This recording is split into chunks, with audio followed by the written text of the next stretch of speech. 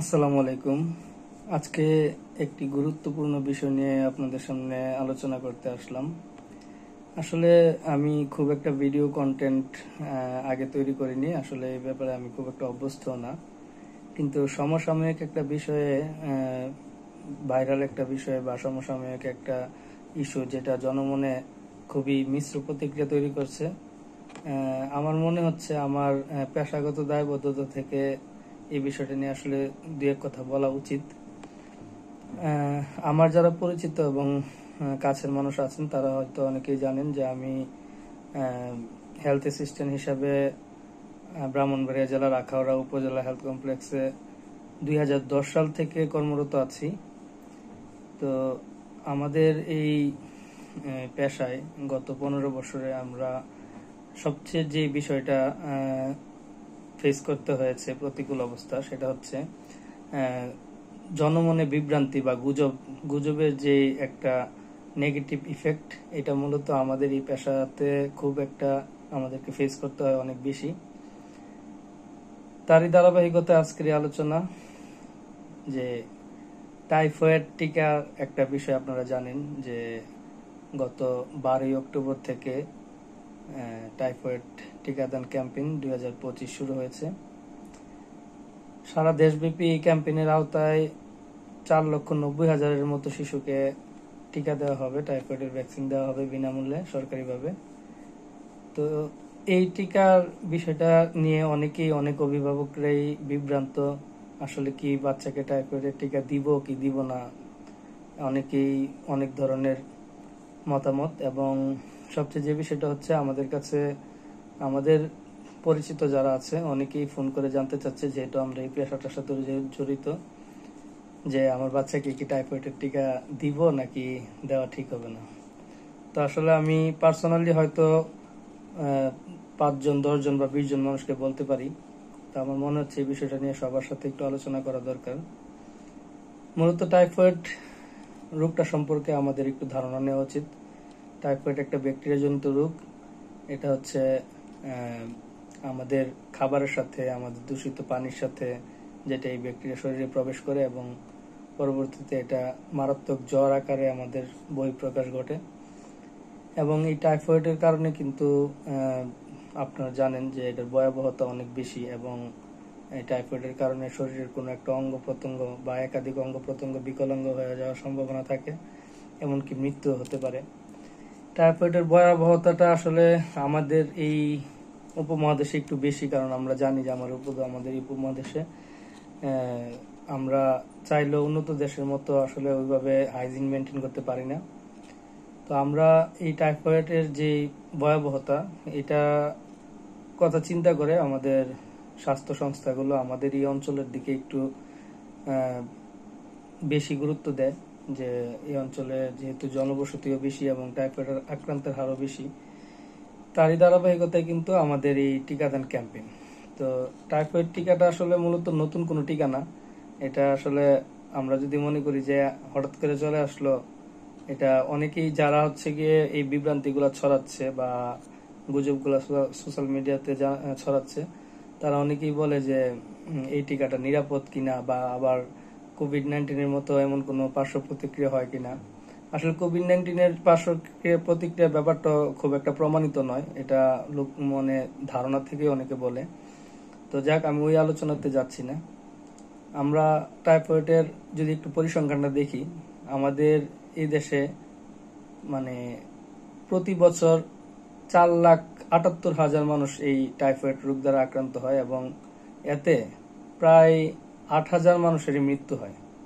তো আমরা যদি দেখি, আমরা যদি 2021 সালে যে আমাদের বা 20 সালে যে আমাদের কোভিড-19 এসেছিল আমাদের মহামারী আকার হয়ে, ওই কোভিড-19 কিন্তু আল্লাহর রহমতে আমাদের দেশে এত মানুষ মারা যায় না এক বছরে, তো যেটা কিনা টাইফয়েডে মারা যায়। তো আমরা হচ্ছে গিয়ে ওই সময়টাতে কোভিডকে যতটা ভীত সন্ত্রস্ত হয়েছিলাম, টাইফয়েড বা অন্যান্য রোগগুলোর ব্যাপারে কিন্তু আসলে আমরা এতটা ভীত সন্ত্রস্ত নয়। তো এটা কিন্তু খুবই অ্যালার্মিং যে এক বছরে প্রায় 8,000 মানুষের মৃত্যু হওয়া একটা রোগে। তো না, হ্যাঁ, 8,000 মানুষের মৃত্যু হয়। এবং এখানে এইটাকে যদি আমরা শতাংশতে দেখতে চাই, 100%-এর মধ্যে প্রায় 68% আক্রান্ত কিন্তু এটাতে মৃত্যুবরণ করে। তো এটা আসলে অত্যন্ত ভয়াবহ একটা রোগ। তো এটা আসলে একটা আশার কথা হচ্ছে যে এটা আসলে এখন উন্নত চিকিৎসা আছে, প্রতিকার আছে, ট্রিটমেন্ট আছে। প্রাথমিক অবস্থায় ধরা পড়লে খুবই তাড়াতাড়ি রিকভার করা যায়। কিন্তু আমরা জানি যে প্রতিকারের চেয়ে প্রতিরোধটাই কিন্তু উত্তম। তো এই জন্যই কিন্তু ভ্যাকসিনের আবিষ্কার। তো এখন বিষয়টা হচ্ছে যে ভ্যাকসিন নিব কি নিব না, এটার ব্যাপারে যে মিশ্র প্রতিক্রিয়া। আসলে আমরা দেখেছি আমাদের কাজের অভিজ্ঞতা থেকে, যখনই কোনো ভ্যাকসিন গভর্নমেন্ট ঘন পরিসরে বা বড় পরিসরে ক্যাম্পেইন আকারে একটা বড় জনগোষ্ঠীকে দিতে যায়, হ্যাঁ, বা এরকম কোনো পরিকল্পনা নেয়, ঠিক তখনই কিন্তু আসলে এই গুজবগুলার বা বিভ্রান্তিগুলা ছড়ায়। তো এটার কিন্তু আসলে একটা সুনির্দিষ্ট কারণ, আমাদের ধারণা একটা সুনির্দিষ্ট কারণ থাকতে পারে। এটা কোনো একটা স্বার্থান্বেষী মহল এই উদ্দেশ্য প্রণোদিত ভাবে কিন্তু এটা সোশ্যাল মিডিয়াতে এই গুজবটা ছড়ায়। আপনারা যদি একটু মাথার ব্রেন খরচ করেন তাহলে কিন্তু আপনারা বুঝতে পারবেন যে এই স্বার্থান্বেষী মহলটা আসলে কারা।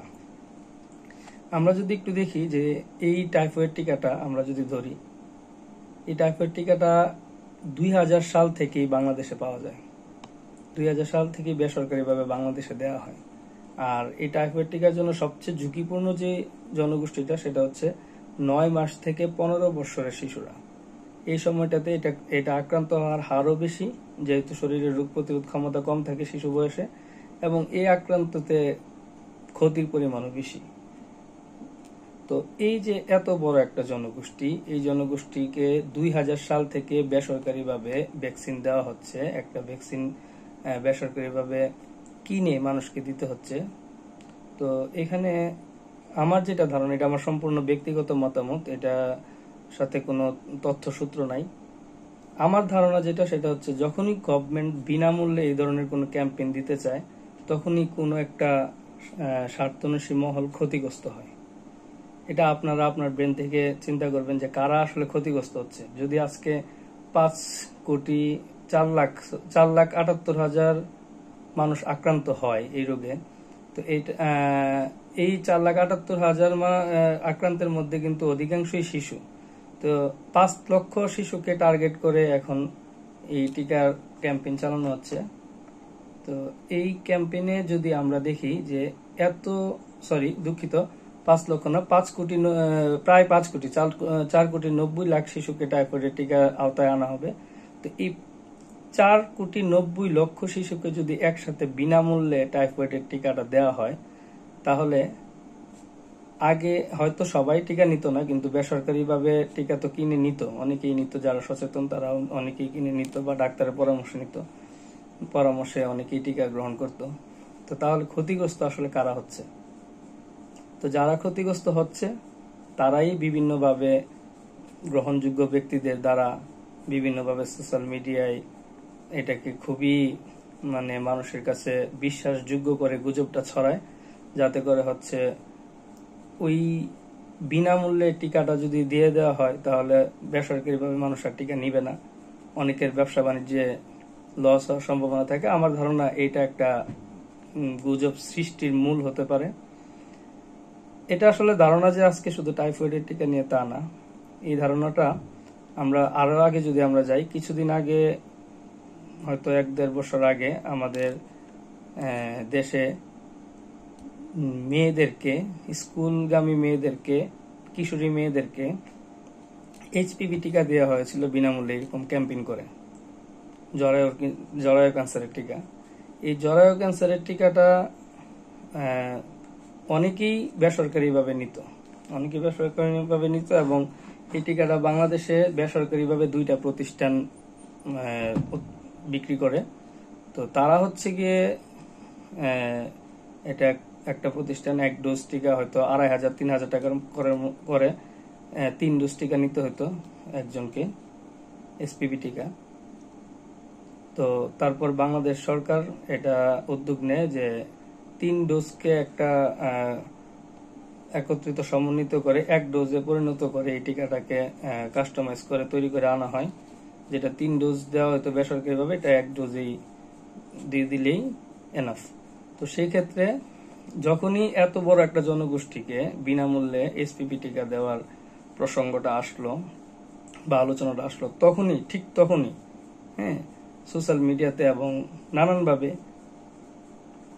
বিভ্রান্তি সৃষ্টি করা হলো, গুজব সৃষ্টি করা হলো যে এই টিকা দিলে মেয়েরা ভবিষ্যতে সন্তান ধারণ করতে পারবে না, তারপর কোভিড টিকার মতো অ্যালার্জি হবে, এই নানান যত যেভাবে যাকে বিশ্বাসযোগ্য করে তোলা যায় এইভাবে ছড়ানো হলো। তো তারপরও অনেক মানুষ টিকা নিয়েছে আলহামদুলিল্লাহ, যারা সচেতন। তো এই ঠিক একই চিত্র কিন্তু এখন টাইফয়েড টিকার ক্ষেত্রে নানানভাবে বোঝানোর চেষ্টা করা হচ্ছে যে এই টিকা আসলে কার্যকর না, বা এই টিকা দিলে ক্ষতি হতে পারে। তো এটা আসলে আপনারা বুঝতেই পারছেন যে কারা করছে।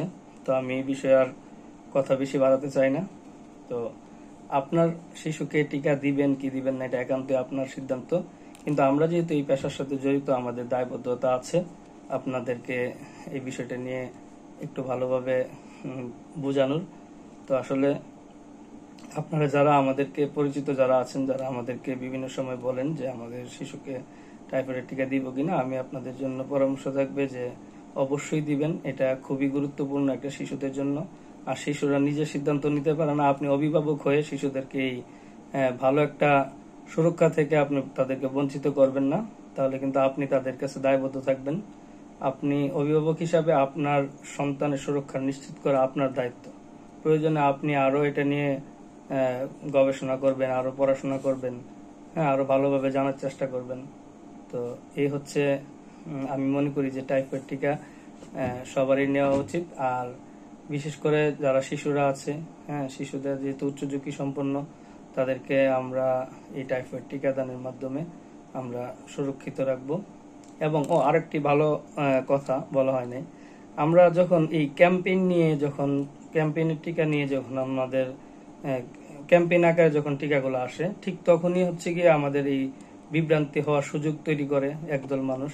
কিন্তু দেখেন আমাদের এই বাচ্চাদেরকে জন্মের পর ইপিআইতে যে নিয়মিত টিকাগুলো দেওয়া হয়, ওইগুলা নিয়ে কিন্তু আসলে বিতর্ক নাই খুব একটা।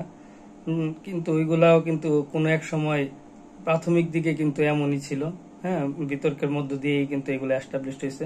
আজকে দেখেন বাচ্চাদেরকে বিসিজি টিকা দেওয়ার মাধ্যমে শিশুদের যক্ষা একেবারে নাই বললেই চলে, ধনুষ্টঙ্কার আমাদের দেশে নাই বললেই চলে। আর পোলিও তো বাংলাদেশ অনেক আগে নির্মূল হয়েছে। তো নিয়মিত টিকাগুলোর ব্যাপারে কিন্তু কারো কোনো বিভ্রান্তি নাই, কারো কোনো আপত্তি নাই, বরং আরো বেশি নেওয়ার জন্য অতি উৎসাহ থাকে। আমরা দেখি, আমরা যেহেতু এই কাজটা করি।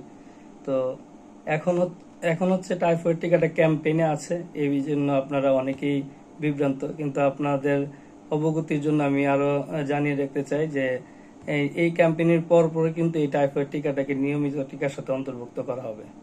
অর্থাৎ একটা বাচ্চা জন্মের পরপর থেকে শুরু করে 15 মাস পর্যন্ত যে টিকাগুলো পায়, এই টিকাগুলোর সাথে কিন্তু টাইফয়েডের টিকাও তখন অন্তর্ভুক্ত থাকবে। তখন কিন্তু আপনি এটা বলার সুযোগ থাকবে না যে এই টিকা, এটা যদি ইপিআইতে যে নিয়মিত টিকাগুলো থাকে, এগুলা কিন্তু শতভাগ পরীক্ষিত নিরাপদ টিকাগুলাই কিন্তু ইপিআইতে অন্তর্ভুক্ত করা হয়। তো টাইফয়েড টিকাটাও ঠিক একই রকম, এটা খুবই পরীক্ষিত এবং নিরাপদ। এবং ইপিআইতে অন্তর্ভুক্ত হওয়ার জন্য আরো যে ক্রাইটেরিয়া গুলো থাকে সবগুলো এটা পূরণ করে। উচ্চ ঝুঁকিপূর্ণ টিকাগুলো কি আসলে রোগের টিকাগুলাই কিন্তু ইপিআই ভুক্ত করা হয়, যে রোগগুলা হইলে আসলে মৃত্যুর হার বা ক্ষয়ক্ষতির হার বেশি হয়। তো সেই দিক থেকে টাইফয়েডের টিকাটাকেও কিন্তু এখানে অন্তর্ভুক্ত করা হচ্ছে আগামীতে। তো আজকে হচ্ছে যারা 9 মাস থেকে 15 বছরের ক্যাম্পেইন হচ্ছে, এর অর্থ হচ্ছে যারা অলরেডি এই বয়সটা পার হয়ে নিয়ম ইপিআই টিকার আওতার বাইরে চলে যাচ্ছে বা চলে গেছে, তাদেরকে ভ্যাকসিনেটেড করা। পরবর্তীতে কিন্তু যারা এখন যাদের পরবর্তীতে জন্ম হবে, তারা কিন্তু নিয়মিত টিকার সাথে টাইফয়েড টিকা পাবে। অতএব আপনি আপনার সন্তানকে বঞ্চিত করবেন না, আপনার সন্তানকে নির্ভয়ে টাইফয়েডের টিকা দিন। এর বিশেষ কোনো পার্শ্ব প্রতিক্রিয়া নাই, হয়তো হালকা জ্বর আসতে পারে, সামান্য ফুলে যেতে পারে, যেগুলো 24 ঘন্টার মধ্যেই ভালো হয়ে যাবে। আর হচ্ছে গিয়ে আমরা যাদেরকে টিকা দিতে নিরুৎসাহিত করি সেটা হচ্ছে 100 ডিগ্রি বেশি যদি কারোর জ্বর থাকে, সেক্ষেত্রে টিকাটা আপনি পরে নেবেন জ্বর ভালো হয়ে যাওয়ার পরে। অথবা কারো যদি টিকা দেওয়ার পর পূর্বে এরকম কোনো ইতিহাস থাকে যে টিকা দেওয়ার পর কোনো অ্যালার্জি সংক্রান্ত কোনো বিষয় ঘটেছে, সেই ক্ষেত্রে আমরা তাদেরকে বলি টিকা নিতে নিরুৎসাহিত করি। আর গর্ভবতী মায়েদেরকে টিকা নিতে নিরুৎসাহিত করা হয়, যদিও এই ক্যাম্পেইনের আওতায় গর্ভবতী মায়ের থাকার সম্ভাবনা নেই। তো তারপরও এই বিষয়গুলো ছাড়া বাকি সবাই টাইফয়েডের টিকা নিতে পারবেন। ধন্যবাদ সবাইকে।